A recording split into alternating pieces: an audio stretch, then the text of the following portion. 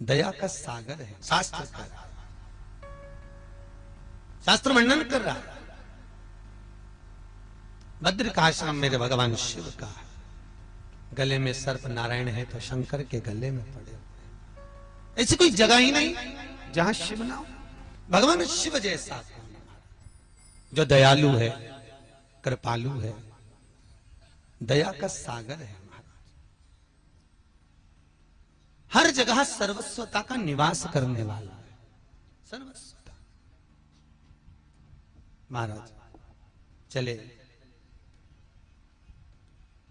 देवराज के प्राण छूट गए, शिव के धाम को चले गए। एक बिंदुक नाम का ब्राह्मण, वेदव्यास जी लिखते हैं, जिसकी धर्म पत्नी का नाम है चंचुला देवी। क्या नाम? चंचुला देवी। बिंदुक और चंचुला। बिंदुक भी ब्राह्मण कुल में जन्मा था, पर कभी जिंदगी में उसने ब्राह्मण कर्म नहीं किया था। मेरा एक निवेदन आप सभी से, जो जिस वर्ण में जन्मा हुआ है, कोई ब्राह्मण तत्व में है, कोई क्षत्रिय तत्व में है, कोई वैश्य तत्व में है, कोई शूद्र तत्व में है, भगवान ने आपको यदि जन्म दिया है तो शिव महापुराण की कथा कहती है, अपने वर्ण के अनुसार एक बार जिंदगी में एक कर्म जरूर करो। भगवत इतना सुंदर चरित्र है रामचरितमानस का, आप लोगों ने पढ़ा होगा। शिव रामचरितमानस का बहुत सुंदर चरित्र है महाराज। सीता जी विवाह कर अयोध्या में आई, 9 रात्रि तक माता सीता ने अयोध्या का पानी नहीं पिया। 9 रात्रि तक माता सीता ने अयोध्या का भोजन नहीं करा। 9 रात्रि। और जब माता सीता ने अयोध्या का भोजन नहीं करा, पानी नहीं पिया, तो माता कौशल्या ने पूछा, बहुरानी तो अयोध्या का पानी क्यों नहीं पीती, तो भोजन क्यों नहीं करती? सीता जी कहती है, मां मेरा मन नहीं करता। सुमित्रा जी ने आकर पूछा, ए बहू तो अयोध्या का पानी क्यों नहीं पीती, भोजन क्यों नहीं करती? नहीं मां, बस वैसे। एक दिन केकई आ गई, केकई ने आकर पूछा, बहू तो अयोध्या का पानी क्यों नहीं पीती, भोजन क्यों नहीं करती? तब माता सीता ने कहा, मां मेरे पिता जनक जी कहते थे, जिस घर में भांजे की हत्या हुई हो उस घर का ना तो पानी पिया जाता है ना भोजन किया जाता है। बहू वाणी को विराम दे, कैसे शब्द बोल रही है? तो सीता जी बोलती हैं, मैं बिल्कुल सत्य कर रही हूं। वाणी को विराम दे बहू, ये संबोधन ठीक नहीं है। आज तक हमारी अयोध्या में किसी ने किसी को नहीं मारा, और तू करे कि जिस घर में भांजे की हत्या हुई है उस घर का पानी नहीं पिया जाता। अग्नि की बात पूरी अयोध्या में फैल गई। दशरथ जी के कानों में शब्द गया कि मेरी बहू ने भांजे की हत्या का दोष लगाया है। पूछा, दशरथ जी के कानों में शब्द गया। दशरथ जी को वो चरित्र याद आ गया कि मेरी बहू सीता झूठ नहीं बोल रही है। दशरथ जी को वो चरित्र याद आ गया कि जा पहुंचा सरयू तीर भरन को नीर, विपत्ति का मारा जल भरने गया बेचारा। श्रवण पानी को आया था, वो जल में तुम भी डुबोया था। अरे धोखे से मारा बाण कलेजा फाड़ा, जल भरने गया बेचारा। तब श्रवण कुमार ने कहा था, दशरथ जी जब बोले थे, मैंने तो हिरना जाना था, नहीं श्रवण को पहचाना था। अरे धोखे से मारा बाण कलेजा फाड़ा, जल भरने गया बेचारा। तब श्रवण कुमार ने कहा था, मामा जी भेद बता देना, पितु मात को नीर पिला देना। मेरे पांव पड़ी जंजीर हुआ अंधियारा, जल भरने गया बेचारा। जैसे श्रवण कुमार ने कहा, मामा जी भेद बता देना, तो दशरथ जी ने पूछा, क्यों रे, मैं तेरा मामा कैसे?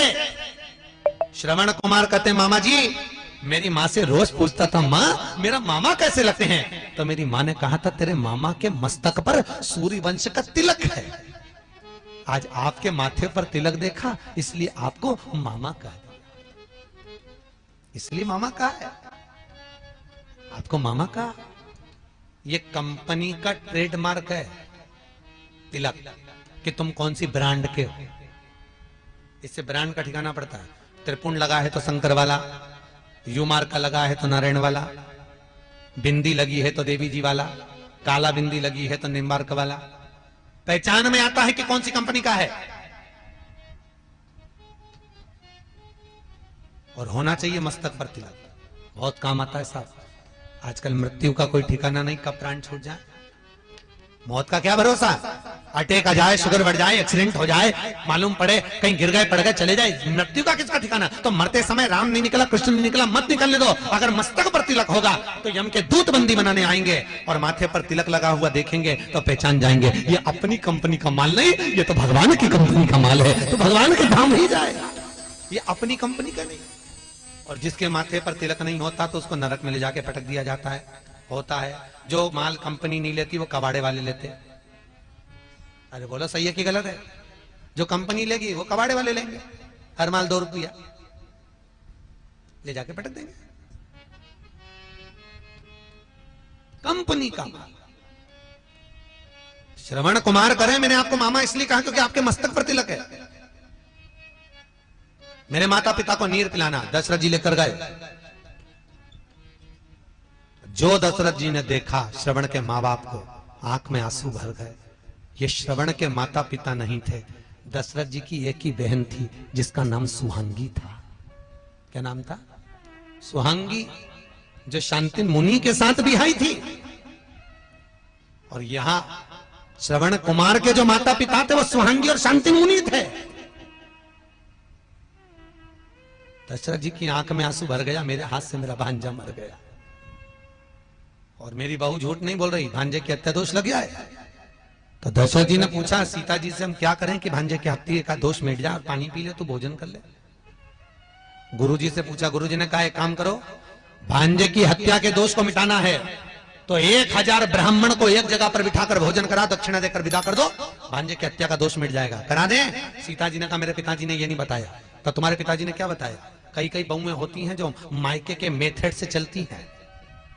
सास उनको कितना ही बताए कि तिल्ली का लड्डू ऐसे बना, हलवा ऐसे बना, सास के नहीं सुने। जो माँ ने सिखा के भेजा है वो तो वैसी बनाई नहीं बनी।